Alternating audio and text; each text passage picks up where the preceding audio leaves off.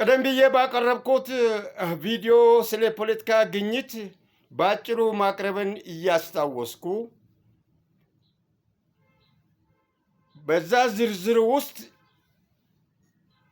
ካገኘሁት ሀሳብ ዘልዬ ያለፍኩት ዛሬ ለማቀርበው ቪዲዮ መግቢያም ሳይሆን ቀሪ ሀሳብ በሚል ይዤ የቀረብኩት አለ። ይህም ፖለቲካ አደረጃጀት ፖለቲካ እንዴት እንደተደራጀና በዓለም ላይ በፖለቲካ ያልተደራጁ መንግስት መስርቶ የሚኖሩ አገሮች አሉ የሉም የሚለውን በአእምሮ ውስጥ ይዤ እንዳሉ አግኝቻለሁ። እነሱም ከ5 በላይ ከ10 በታች የሆኑ አገሮች ከ195 አገሮች መሃል ላይ አሉ። እነሱም ሳውዲ አረቢያ፣ የተባበሩት አረብ ኤምሬት፣ ኦማን፣ ብሩኒ የሚባሉ አገሮች ምንም አይነት ፖለቲካ ስርዓት የላቸውም። ይህንን እንድታውቁ ይህንን እንድትረዱ ተናግሬ ነው ማልፎ። ከዛ በኋላ ዛሬ ይዤ የቀረብኩት ለዓለም ሰላም ሊሰጡ በሚችሉ 5 ነጥቦች ላይ አጭር ማብራሪያ ይዤ ነው የቀረብኩት። ወዳጆቼ እነዚህ እንግዲህ አጭር ማብራሪያዎች ምንድናቸው ካላችሁኝ፣ ስለ ዓለም ሰላም አስተዋጽኦ ያላቸው ነጥቦች 5ነት በዝርዝር አጠር ባለ መልኩ በዝርዝር አሳያለሁ። ለዓለም ሰላም መታሰብ የሚገባው ብዙ ነገሮች አሉ። ነገር ግን ከሁሉም በላይ መሰረታዊ የሆኑ ነገሮች የሚከተሉት ናቸው። እነሱም 5 ነጥቦች ናቸው። 5ቱን ነጥብ በቅደም ተከተል እነሆ። ክብርና መቻቻል፣ ለዓለም ሰላም ክብርና መቻቻል። ሰዎች የተለያዩ እምነት፣ ባህሎችና አስተያየቶች ቢኖራቸውም እርስ በርስ መከባበር ካለ ሰላም አለ። እውነት ነው። ይሄ የማያወላውል የማያዳግም መሰረታዊ የሆነ ሀሳብ ነው። ሁለተኛው ፍትህ፣ ለዓለም ፍትህ ያስፈልጋል አይደል? ሁሉም ሰዎች በእኩልነትና በፍትሃዊ ስርዓት ሲኖሩ ግጭቶች ይቀንሳሉ፣ አይኖሩም።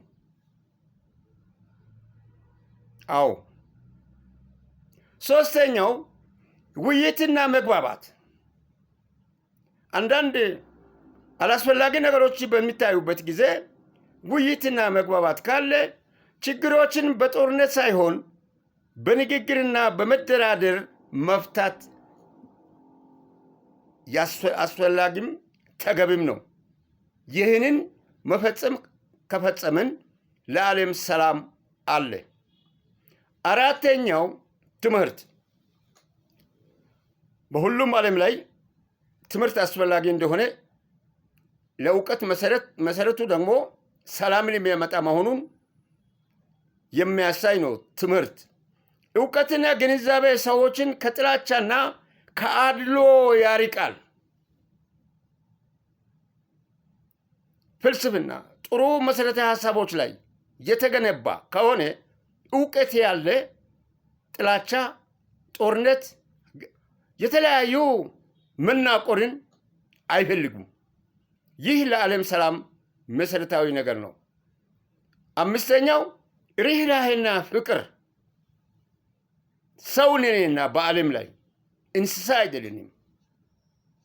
ሰዎች እርስ በርሳቸው ርህራሄና ፍቅር ካላቸው የሌሎችን ሁኔታ መረዳትና ለሰው ልጆች ደህንነት መጨነቅ፣ መጠበብ፣ ማሰብ፣ ከጎን መድረስ፣ መተባበር ካለ ለዓለም ሰላም አለ ማለት ነው። እነዚህ 5 ነጥቦች የዓለምን ሰላም በመጠኑ ሊያመጡ የሚችሉ ነጥቦች ናቸው። ባጭሩ የዓለም ሰላም የሚጀምረው ከየት ነው? ከግለሰብ ሰላም ከግለሰብ ሰላም ከመከባበርና ከፍትህ የተነሳ ለዓለም ሰላም ይኖራል፣ ይመጣል። ፍትህ ካለ ሰላም አለ። ይሄ ደግሞ በዓለም ላይ ከአንድ ግለሰብ ቤት ጀምሮ ነው ያለው። እያንዳንዱ ሰው በየቀኑ በቃሉና በድርጊቱ ሰላምን ሲያበረታታ ዓለም አቀፍ ሰላም ወደ እውነት ይደርሳል፣ ይቀርባል፣ ይመጣል ማለት ነው። ይደርሳል ሳይሆን ይመጣል ሳይሆን ወደ ሰላም ይቀርባል ማለት ነው። እነዚህ ነጥቦች ካሉ ወደ ሰላም ይቀርባል። እውነት ነው። ወደ ሰላም ይቀርባሉ፣ ይፋቀራል፣ ይተቃቅፋል፣ እርስ በርስ በናፍቆት ይገናኛሉ። በዓለም አቀፍ ጉባኤም ላይ እንኳን አደረሰህ እየተባባሉ ተፋቅሮ በዓለማችን ላይ ላለው ችግር መፍትሄ ወይም የሚፈጠረውን እድገት የሚመጣበትን መንገድ የሚወያዩበት ይሆናል። መወነጃጀል አይመጣም። ይህንን አጠር ያለች ብትሆንም ግንዛቤያቸውን አስፍታችሁ ታዳጊዎች፣ የዘመኑ አዲስ ትውልድ አስፈላጊና መሰረታዊ ነገር አድርጎ ይዞ መጓዝ እንዳለበት አስመልክቼ በዚህ አጭር ቪዲዮ ላይ በማቅረብ ይህችን ውይይት በዚህ አጠቃላለሁ።